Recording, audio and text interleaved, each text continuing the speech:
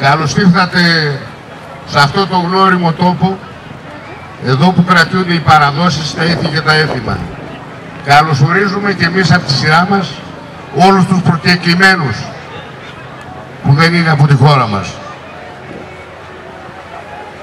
Κάθε χρόνο που ερχόμαστε εδώ πέρα, χαιρόμαστε να βλέπουμε τους ανθρώπους της περιοχής να μοιράζονται τη χαρά τους μαζί μας, να μοιράζονται τις συνήθειές τους, τις παραδόσεις τους, τα προβλήματά τους μαζί με εμάς.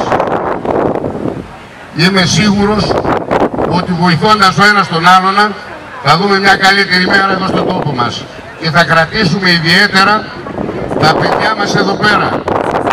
Δεν θα τα αφήσουμε να φεύγουν από εδώ και μπρος. Να είστε καλά, να διασκεδάσετε και του χρόνου να είμαστε γεροί να ξαναβρεθούμε εδώ πέρα.